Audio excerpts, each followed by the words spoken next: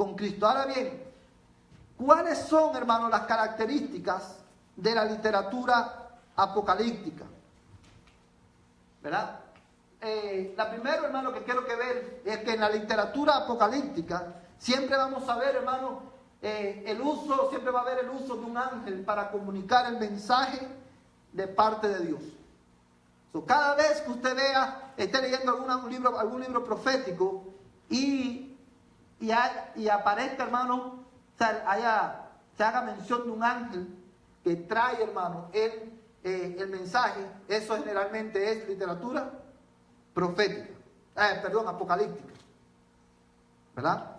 Generalmente, hermanos, vemos que está el uso de un ángel para comunicar el mensaje de parte del Señor. Ahora ya que menciono ángel, hermanos, quiero especificar en algo. Cuando nosotros leemos el Antiguo Testamento, nos vamos a dar cuenta, hermanos, que generalmente van a haber muchos libros del Antiguo Testamento que van a hacer referencia al ángel del Señor. ¿Cuándo han leído esa expresión? El ángel del Señor. El ángel del Señor, hermano, no debemos confundirlo con cualquier ángel. El ángel del Señor es una expresión, hermano, que significa que cada vez que ese título aparece, se está refiriendo ¿a quién? A Cristo. No porque Cristo sea un ángel, sino porque la palabra ángel, ¿qué significa? Mensajero. Y cada vez, hermano, que la Biblia en el Antiguo Testamento usa la expresión el ángel del Señor, está hablando, hermano, de la segunda persona de la Trinidad en su estado preencarnado. No debemos confundir, hermano, el ministerio de los ángeles o cada vez que se use la palabra ángel con el ángel del Señor. Ahora, ¿por qué sabemos que cada vez que se usa la expresión ángel del Señor se está refiriendo a Jesucristo?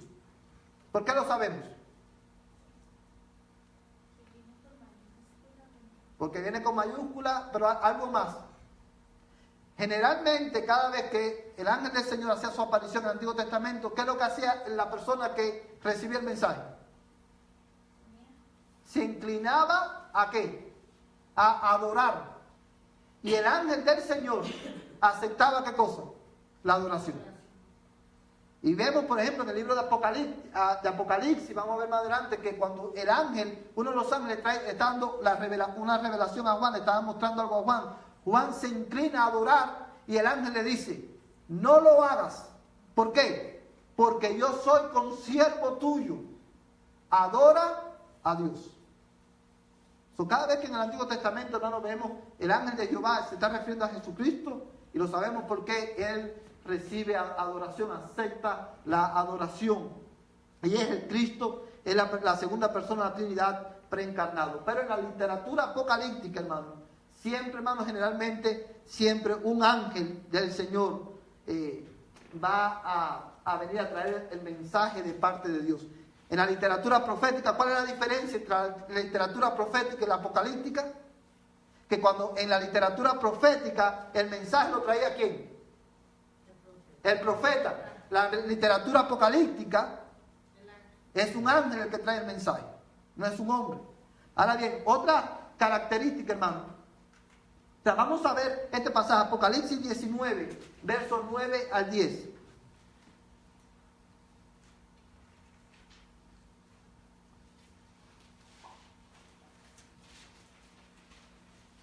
Apocalipsis 19, versos 9 al 10, hermano que lo tenga, por favor.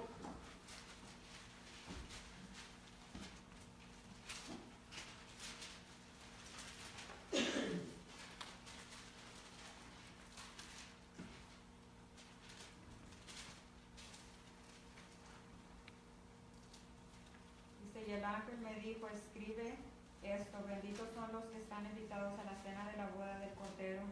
Y añadió, estas son palabras verdaderas que provienen de Dios. Entonces me postré a sus pies para adorarlo, pero me dijo, no me adores a mí, yo soy un siervo de Dios como tú y tus hermanos que dan testimonio de su fe en Jesús. Adora solo a Dios, porque la esencia de la profecía es dar un claro testimonio de Jesús. Amén. Fíjate, hermano, qué claro, hermano, está este pasaje. Dice, el ángel le dijo, no hagas eso, yo soy consiervo tuyo y de tus hermanos que poseen el testimonio de Jesús. Adora a Dios, pues el testimonio de Jesús es el espíritu de la profecía.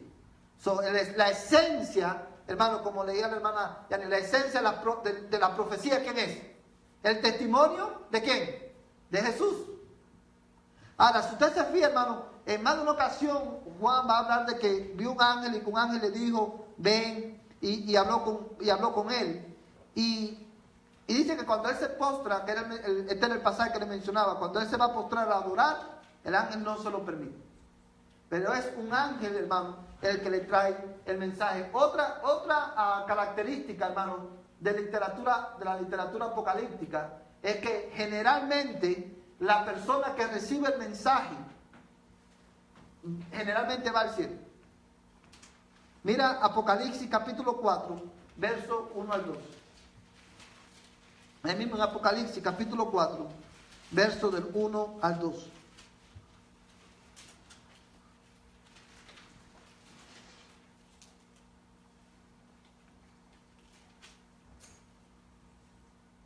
¿Quién no entiende, hermano? Hermano, después de esto miré y vi una puerta abierta en el cielo. Y la primera voz que yo había oído, como sonido de trompeta que hablaba conmigo, decía, sube acá y te mostraré las cosas que deben suceder después de estas. Al instante estaba yo en el espíritu y vi un trono colocado en el cielo y a uno sentado en el trono. Gracias, hermano. Fíjate, hermano, lo que dice este pasaje. Juan dice, después de esto miré y vi una puerta abierta, ¿a dónde? En el cielo. Y la primera voz que yo había oído como sonido de trompeta que hablaba conmigo dijo, sube acá. ¿Sube a dónde, hermano? Al cielo. Cada vez, hermano, que nosotros leemos la Escritura, que generalmente esto pasa en el libro de Apocalipsis y en el libro de Daniel, en los versículos, de los capítulos 7 al 9, generalmente, hermano, cada vez que leemos, que vemos esto, que la persona que recibe el mensaje generalmente va al cielo, es una característica de la literatura ¿qué? Apocalíptica. Hermano, esto es importante porque, por ejemplo, obviamente, si usted lee el libro Apocalipsis, solamente el nombre le dice que es literatura ¿qué? Apocalíptica. Pero si usted está leyendo Daniel, usted sabe, debe identificar dónde empieza en Daniel la literatura apocalíptica. ¿Y cómo usted identifica eso? Sabiendo cuáles son las características de la misma. Ahora bien, hermano, fíjate, en el Nuevo Testamento hubo una persona que subió al cielo y vio cosas que dice que él mismo dijo, no le he dado decirle al hombre. ¿Quién fue ese hombre? Pablo, ¿no? ¿Se acuerda que Pablo dijo, conozco un hombre que fue hasta el tercer cielo y vio cosas que no le he permitido decir?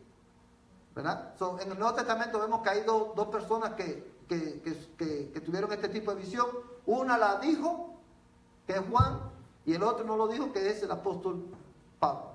Ahora, una cosa sí dijo Pablo, cosas que ojo no vio, ni oído oyó, ni han subido al corazón del hombre. Cuando dice que no han subido al corazón del hombre, lo que está diciendo es cosas que el hombre nunca se ha imaginado, ni se imaginará.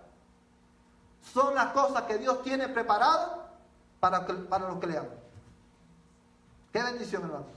Amén. Ahora bien, cuando estamos leyendo un libro de la Biblia y vemos que un ángel Dios usa un ángel para traer el mensaje que él quiere comunicar, cuando vemos que la persona que recibe el mensaje va al cielo, generalmente estamos delante de literatura apocalíptica. Y una de las razones también por las cuales es importante identificarla, porque aunque la literatura apocalíptica es profética, la literatura profética no lo vamos a interpretar de la misma manera que interpretamos la literatura profética regular. Por eso es importante que nosotros grabemos esto. Ahora bien, otra característica, hermano, es que generalmente en la literatura apocalíptica siempre van a haber visiones y sueños con un alto contenido simbólico. O sea, siempre van a haber visiones y sueños con alto simbolismo, contenido simbólico. Vamos a ver, hermano, en la escritura, Daniel capítulo 8, verso del 1 al 5.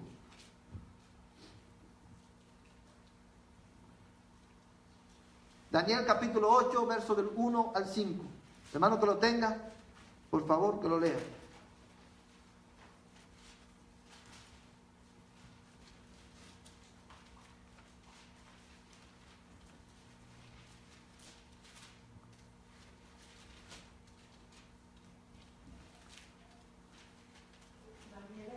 Daniel 8 del 1 al 5. En el año tercero del reinado del rey Belsasar, se me apareció a mí Daniel una visión, después de aquella que se me había aparecido anteriormente. Cuando miré en la visión, sucedió que al mirar yo me encontraba en la ciudadela de Susán, que está en la provincia de Elam, y vi en la visión que yo estaba junto al río Ulai. Alcé pues mis ojos y miré, y aquí que un carnero estaba delante del río, tenía 2 cuernos, y los 2 cuernos eran altos, pero uno era más alto que el otro. El más alto creció al último. Vi al carnero dando cornadas al oeste, al norte y al sur. Ninguna bestia podía mantenerse de pie delante de él, y nadie podía librarse de su poder. Hacía lo que quería y se engrandeció. Estando yo observando, he aquí un macho cabrío venía del occidente sobre la superficie de toda la tierra, sin tocar el suelo. El macho cabrío tenía un cuerno prominente entre los ojos. Hasta ahí, hermana, gracias. Sí, esta es una visión que tiene Daniel. Hermano, se da cuenta el contenido tan elevado que tiene esta visión de qué, de elementos simbólicos. Porque aquí los cuernos, hermano, y todo esto que él ve, son elementos simbólicos que Dios usa, hermano, para transmitir un mensaje. Ahora, ¿dónde cada vez que nosotros, hermano, leemos literatura apocalíptica o profética, en este caso literatura apocalíptica, cuál es uno de los errores que nosotros cometemos generalmente? Y es que nosotros nos estancamos y nos concentramos en qué, en saber qué significa o qué representa cada uno de los elementos de la visión. Y perdemos de vista, hermano, que lo más importante es tratar de discernir, hermano, cuál es el mensaje en sentido general que te está transmitiendo. Porque no siempre, hermano, los elementos tienen un significado específico, pero tienen, hermano, un mensaje que transmitir. Pero usted no ha visto, hermano, que muchas veces, no, porque el pie de hierro, eso representa a Siria. El pie de bronce representa al imperio ruso. La cabeza de no sé qué representa a los Estados Unidos o el imperio romano. Y tratamos de darle un significado a todo y perdemos de vista cuál es el mensaje que te está transmitiendo. Por eso es importante que tengamos en cuenta, hermano, que la literatura apocalíptica, hermano, tiene un alto contenido, hermano, de símbolos. Ahora bien, siempre, hermano, la literatura apocalíptica van a contener visiones del juicio final. Cada vez que usted lea una profecía, hermano, o un relato acerca del juicio final, eso es literatura ¿qué? Apocalíptica. Porque todas las visiones, hermano, que tienen que ver con el juicio final son apocalípticas. Mira ahí mismo Daniel, capítulo 12. Yo lo voy a leer, dice: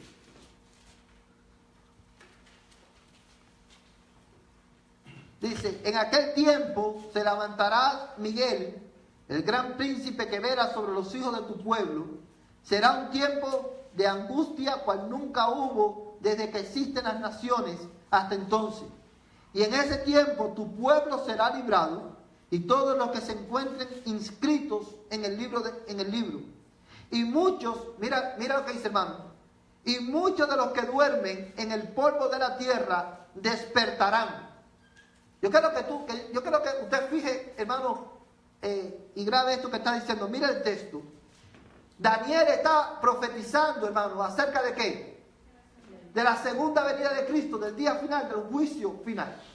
Y él está relatando, hermano, cómo es que va a pasar ese acontecimiento. ¿Y qué es lo que va a pasar ese día? Y dice él, hermano, muchos de los que duermen en el polvo de la tierra despertarán. ¿A qué se está refiriendo ahí? A la resurrección. A la resurrección corporal. Dice, unos para la vida eterna y otros para la ignominia, para el desprecio eterno. Hermano, ¿qué lenguaje usa Daniel tan profundo y tan claro? Hoy la gente que constantemente desprecian a Jesucristo, un día serán despreciados eternamente. Uno dice que van a resucitar para vida eterna y otros van a despertar ¿para qué? Para ignominia, o sea, condenación y desprecio eterno. Y fíjate lo que dice Daniel. Los entendidos brillarán como el resplandor del firmamento, y los que guiaron a muchos a la justicia como las estrellas, por siempre jamás. Pero tú, Daniel, guarda en secreto estas palabras y sella el libro hasta el tiempo del fin. Muchos correrán de aquí para allá y el conocimiento aumentará. Entonces yo, Daniel, miré y he aquí otros dos estaban de pie, uno de este lado del río y el otro al otro lado del río. Y uno de ellos dijo al hombre vestido de lino que estaba sobre las aguas del río: ¿para cuándo será el fin de estas maravillas? Y oí al hombre vestido de lino que estaba sobre las aguas del río, que levantando su mano derecha y su mano izquierda al cielo, juró por aquel que vive para siempre, que será por un tiempo, tiempos y la mitad de un tiempo, y cuando se termine la destrucción del poder del pueblo santo, se cumplirán todas estas cosas. Y oí, pero no pude entender. Entonces dije: Señor mío, ¿cuál será el resultado de estas cosas? Y él respondió: anda, Daniel, porque estas palabras están cerradas y selladas hasta el tiempo del fin. Muchos serán purificados, emblanquecidos y refinados. Los impíos procederán impíamente y ninguno de los impíos comprenderá, pero los entendidos comprenderán. Y desde el tiempo en que el sacrificio perpetuo sea abolido y hasta la abominación de la desolación habrá 1290 días.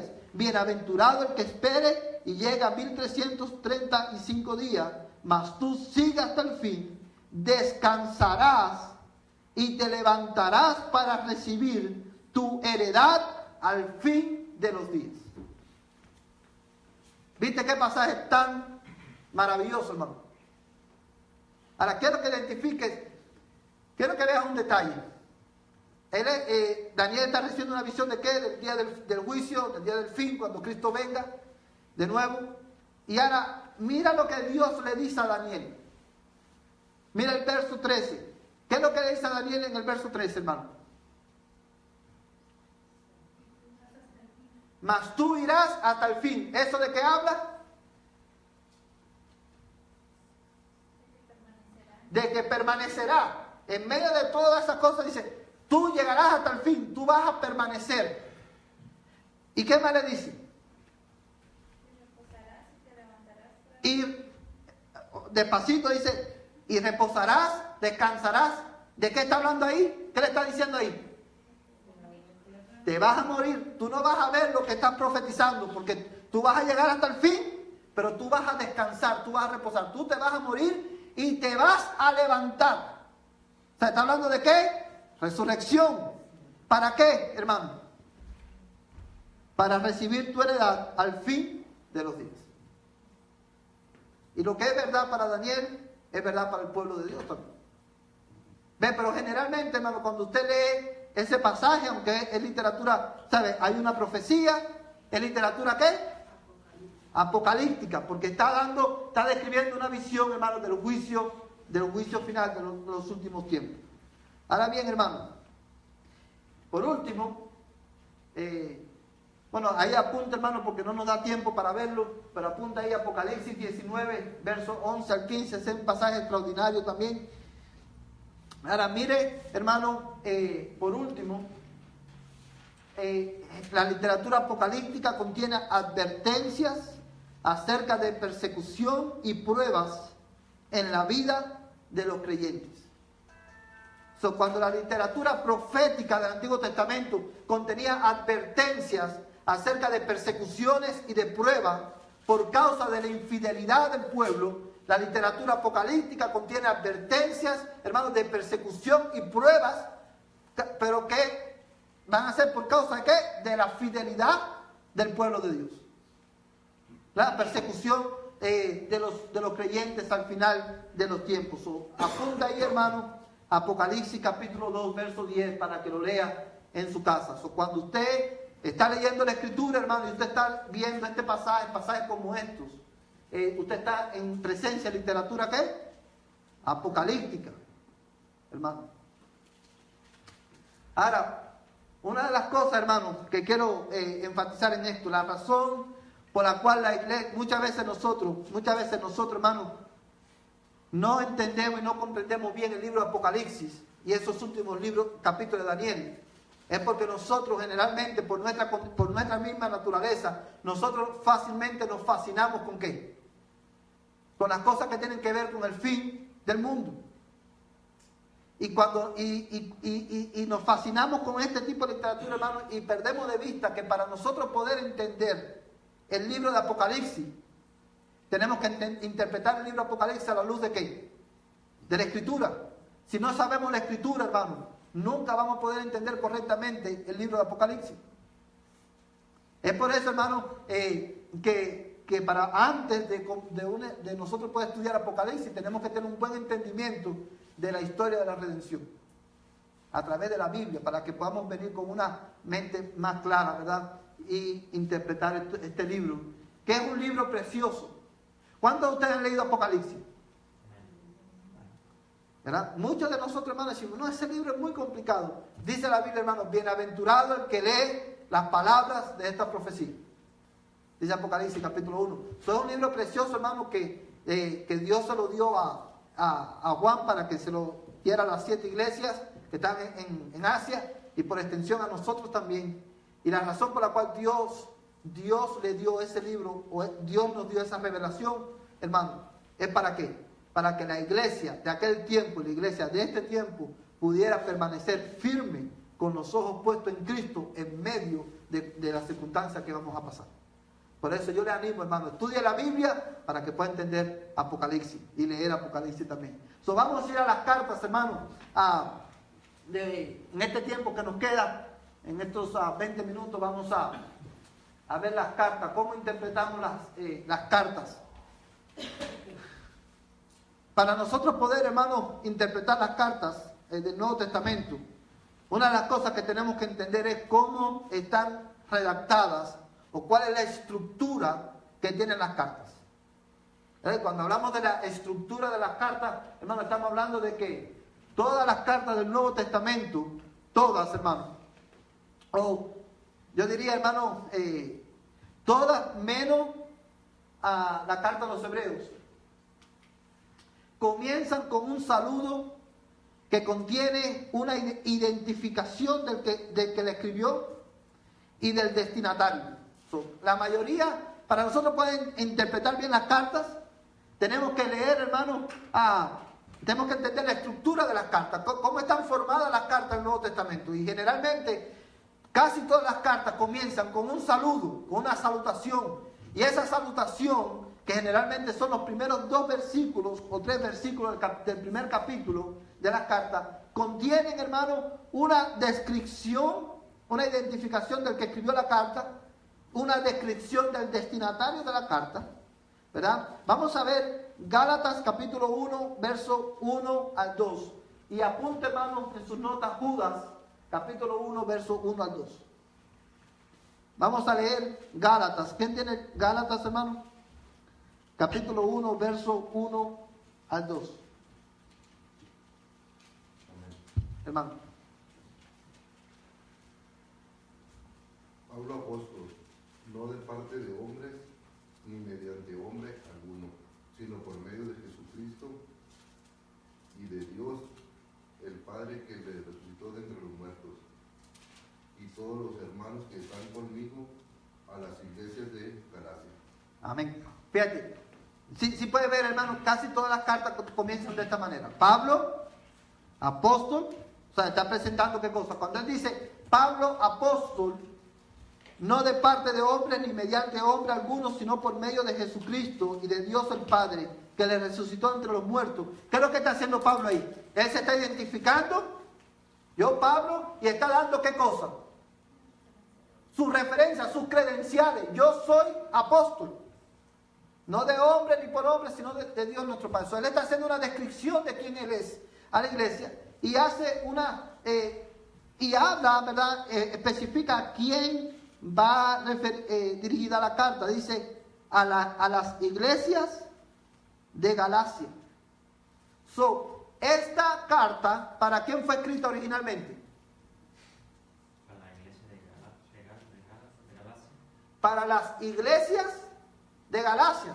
Eso nos ayuda para nosotros poder entender la carta. ¿Por qué? Porque no fue escrita para una sola iglesia, sino que fue escrita para varias iglesias que estaban ¿a dónde? En la ciudad de Galacia.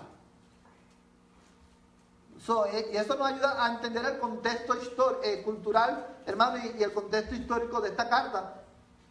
Porque cuando una iglesia, nosotros tenemos el privilegio de que, por ejemplo, si ahora mismo yo le digo a la hermana Yani, hermana, léase Gálatas, la llamo por teléfono y digo, hermana, léase Gálatas capítulo 3, por ejemplo. ¿Qué es lo que Yani tiene que hacer? Ir a Gálatas, abrir su Biblia y ahí está Gálatas capítulo 3. Pero en aquel tiempo no era así. Una vez que se leía la carta, hermano, esa carta iba a otra iglesia y así se iban rotando las cartas, ¿verdad? Ahora bien, generalmente todas comienzan con un saludo y este saludo contiene esta identificación del que escribe la carta y una mención del destinatario. También como parte de la estructura de la carta, hermano, en el saludo generalmente hay una oración de acción de gracia, una descripción del destinatario o una oración por el destinatario. Vamos a buscar 1 Corintios capítulo 1, verso 1 al 2.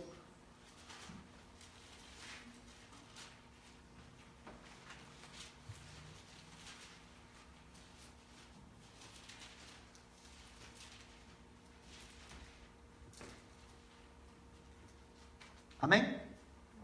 Yo lo voy a leer, dice la Escritura, Pablo, llamado a ser apóstol de Jesucristo por la voluntad de Dios, y Sóstenes, nuestro hermano, a la iglesia de Dios que está en Corinto, a los que han sido santificados en Cristo Jesús, llamados a ser santos, con todos los que en cualquier parte invocan el nombre de nuestro Señor Jesucristo, Señor de ellos y nuestro.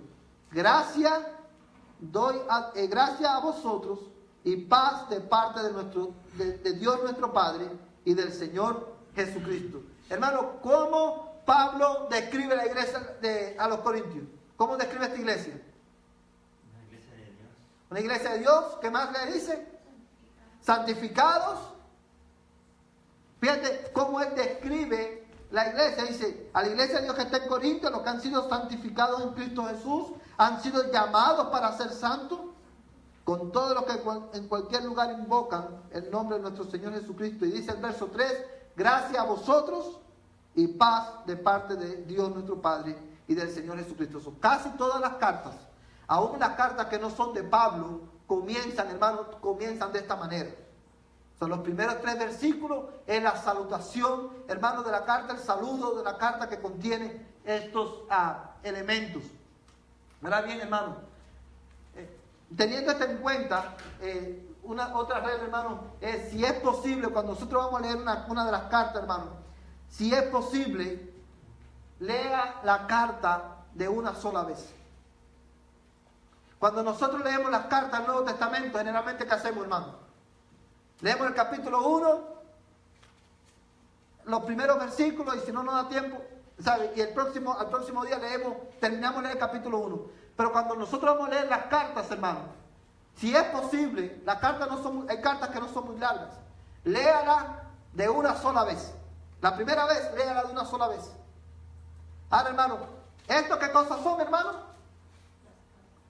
¿Cómo? Cartas, hermano. Cuando usted recibe una carta, ¿verdad? Que ya casi no se reciben cartas, lo que se reciben son biles, pero cuando usted recibe una carta o cuando recibe un email, ¿cómo usted lee ese email? Completo de una sola vez. Usted no dice, oh, déjame leer este email, voy a leer las primeras 3 oraciones y mañana continúo con el resto. No, leemos el email completo. Y usted no ha escuchado a personas que dicen, oye, me mandaron un email, pero esta persona lo que me mandó fue un periódico, porque es un email inmenso, ¿verdad? Pero aun cuando es inmenso, nosotros lo leemos completo. Otra cosa que no hacemos cuando recibimos una carta o cuando recibimos, hermano, un email, es que cuando usted recibe esa carta o ese email, ¿por dónde usted empieza? Por el principio. Usted no empieza por la última línea, ¿verdad? Y así es lo mismo cuando vamos a leer las cartas del Nuevo Testamento, hermano. Léala, si es posible, completa, hermano. La primera vez, de un solo. ¿Verdad? Ahora, ¿por qué, hermano? Porque esto, hermano, esto nos ayudará a tener un mejor entendimiento del tema de la carta. Cuando leemos la carta la primera vez, hermano, completa, desde el capítulo 1 hasta el último capítulo, eso nos ayuda, hermano, a tener un mejor entendimiento de cuál es el tema de la carta. Y ya cuando yo la leo completa, que yo tengo el entendimiento de qué se trata, entonces, hermano, cuando voy de nuevo al capítulo 1 y empiezo a estudiarlo con más calma, yo voy a entender mejor por qué Pablo está diciendo eso que está diciendo en el capítulo 1. ¿Por qué? Porque ya he leído la carta completa. Yo tengo una idea de qué se trata esa carta. Y eso nos ayuda para tener un mejor entendimiento de qué es lo que el autor está diciendo y cómo lo recibieron, hermano, los recipientes originales. Otro beneficio, hermano, es cuando nosotros leemos la carta completa de una sola vez, nos ayuda, hermano, a conocer la razón por la cual esa carta fue escrita. Vamos a buscar un hermano que busque, por favor, Primera de Timoteo, capítulo 3, versos 14 y 15.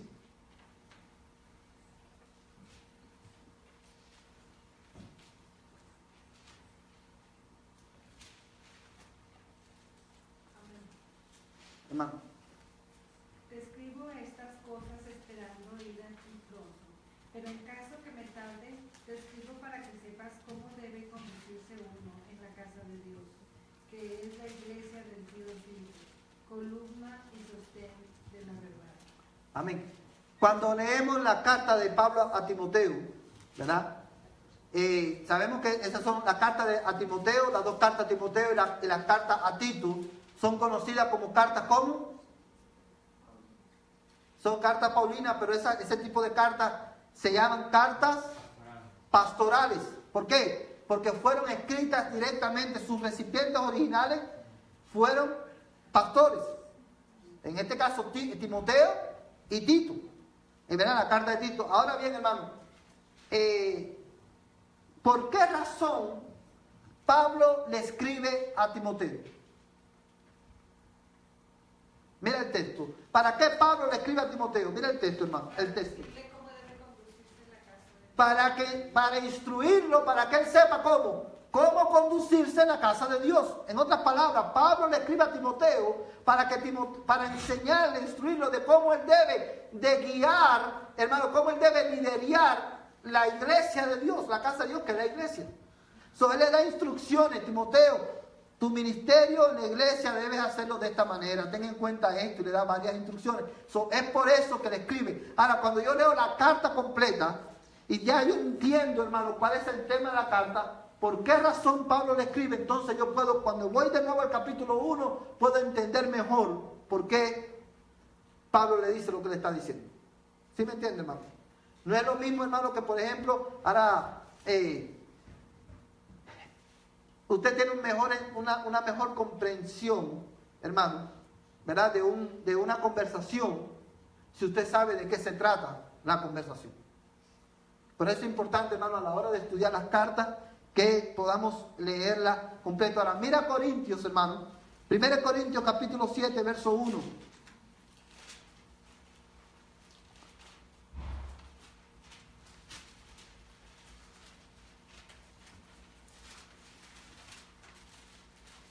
Amén, hermano. Dice la palabra del Señor de esta manera, en 1 Corintios 7, 1. En cuanto a las cosas que me escribiste, bueno es para el hombre no tocar mujer. Mira el verso 2. No obstante, por razón de las inmoralidades, que cada uno tenga su propia mujer y que cada una tenga su propio marido. Pablo está aquí, hermano, en el capítulo 7 de Corintios. Pablo, hermano, escribe, le va a hablar acerca del matrimonio. Ahora, ¿por qué Pablo le escribe, hermano? Y le da instrucciones acerca del matrimonio a la iglesia de los Corintios. Que tenían muchos problemas. ¿Y cómo Pablo lo sabía? Porque se les habían escrito a él. Exactamente. La primera carta de Pablo a los Corintios es la respuesta de Pablo ¿a qué? A una carta que la iglesia le mandó a Pablo. ¿Verdad? Que muchas veces perdemos eso de vista. Cuando nosotros leemos, sabemos eso, entonces nosotros nos damos cuenta, hermano, por qué Pablo le escribe las cosas que le escribe. Porque esa carta, hermano, lo que motivó a Pablo a escribir esa carta fue darle respuesta a otra carta. ¿Sí entienden eso, hermano? ¿Sí lo entienden? ¿Hermano, lo entienden? Ok. Ahora bien, si es posible, lea la carta una sola vez. Esto le ayudará a tener un mejor entendimiento del tema de la carta y le ayudará a conocer la razón por la cual la carta fue escrita. Número 2, hermano, determine la estructura de la unidad que está estudiando. Cuando hablo de la unidad, hermano, me estoy refiriendo a la unidad literaria que usted está leyendo. Las divisiones, hermano, de capítulos y versículos no determinan la unidad de pensamiento en el texto. Cuando hablo de unidad literaria, determinar la unidad literaria, hermano, o la unidad del pasaje, me estoy refiriendo a determinar la unidad de pensamiento del pasaje. Generalmente, hermano, nosotros tendemos a pensar que cuando un capítulo termina, ahí termina ¿qué cosa? El tema de ese capítulo, y el capítulo 2 comienza ¿con qué? Con un tema nuevo. Pero una cosa que tenemos que tener en cuenta, hermano, es que los capítulos y los versículos, las impresoras, hermano, las imprentas lo pusieron ahí, hermano, ¿para qué? Para ayudarnos ¿a qué? A buscar con más facilidad, ¿verdad? Capítulos y versículos específicos. Pero los capítulos y los versículos no son ¿qué cosa? No son inspirados, hermano. Eso está ahí para ayudarnos a localizar pasajes específicos. Pero cuando Dios inspiró la escritura, no había ¿qué cosa? Versículos y capítulos. De manera, hermano, que cuando usted va a leer las cartas, y esto lo aplica para cualquier libro de la Biblia, no se lleve por los capítulos, no se lleve por los versículos. Determine, hermano, a dónde comienza una enseñanza determinada y dónde termina y dónde comienza la otra. ¿Verdad? Esa es la unidad, hermano, de pensamiento. Para eso, hermano, determine dónde, como le digo, dónde comienza una unidad, dónde comienza una enseñanza, determine dónde termina esa unidad, para que podamos tener un mejor entendimiento, hermano, de lo que estamos leyendo. Ahora, mira algunos ejemplos, hermano. Determine dónde comienza una unidad. Vamos a buscar, hermano. Un hermano va a buscar Romanos capítulo 12, verso 1. Usted va a apuntar también 1 Corintios 8, 1. Y un hermano va a buscar Efesios 6, 10. Solamente vamos a leer Romanos 12, 1 y Efesios 6, 10. Pero usted va a apuntar, hermano, a todos los tres pasajes.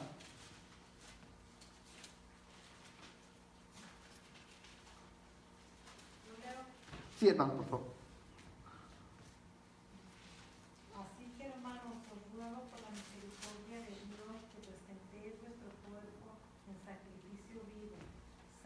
agradable a Dios, que es nuestro culto racional. Amén. ¿Cómo comienza Romanos 12:1?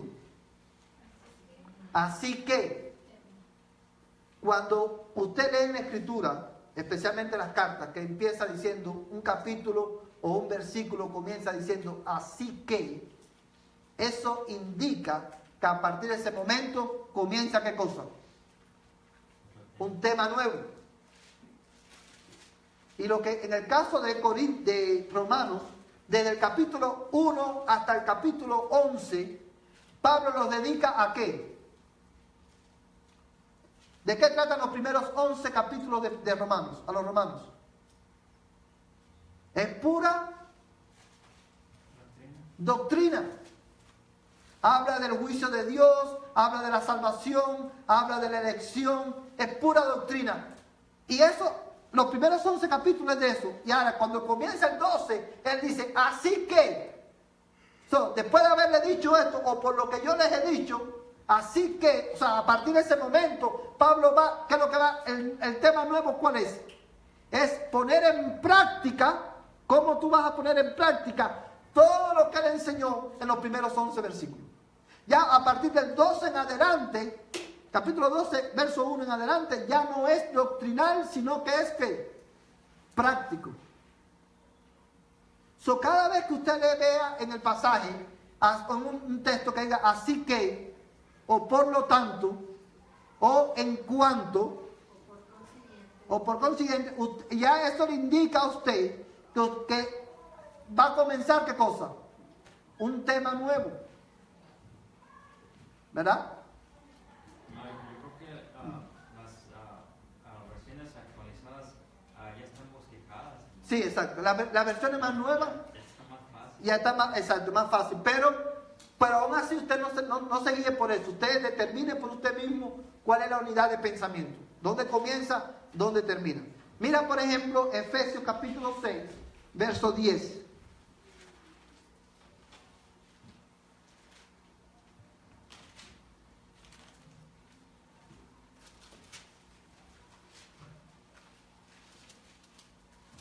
Efesios 6, 10, hermano. ¿Qué no tiene?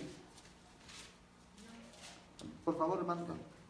Por lo demás, hermanos míos, fortaleceos en el Señor y en el poder de su fuerza. Por lo demás, hermanos míos, fortaleceos en el Señor. ¿Y en qué más?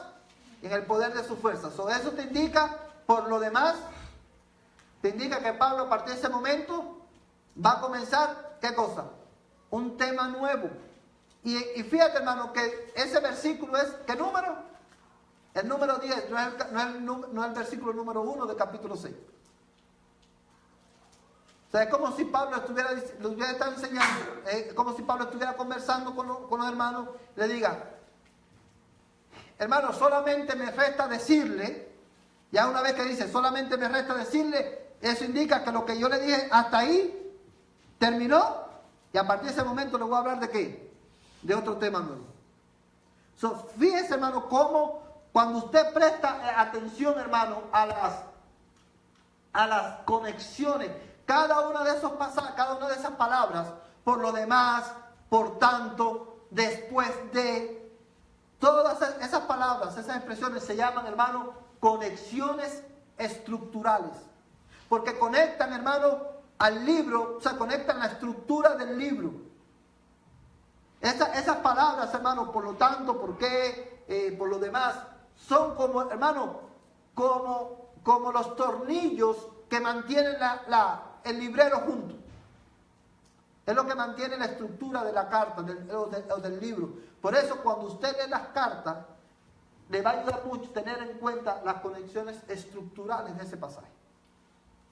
Para que usted pueda determinar dónde Pablo comienza o dónde Santiago comienza un tema nuevo y dónde lo termina. ¿Sí entiende eso, hermano? Vamos a hacer una cosa, hermano. Para la clase que viene, vamos a hablar acerca de aplicación. ¿Cómo aplicamos? ¿Verdad? Que es la última fase de este estudio. ¿Cómo aplicamos lo que aprendemos? Pero antes de ir a la aplicación, vamos a estudiar, hermano, a Primera de Timoteo, capítulo 2. y vamos a aplicarle las reglas que hemos aprendido. Para la clase que viene vamos a comenzar con 1 Timoteo capítulo 2. Léalo en su casa, trate usted de interpretarlo por usted mismo, aplicando todas las reglas que hemos visto, hermano, a ver qué saca de ahí. Sí, hermano. Eso es para poder ejercitarnos, hermano, ¿verdad? Para que podamos poner en práctica lo aprendido. Vamos a ponerlo en pie, hermano, y vamos a terminar en oración. El hermano Ubaldo nos despide en esta noche en oración.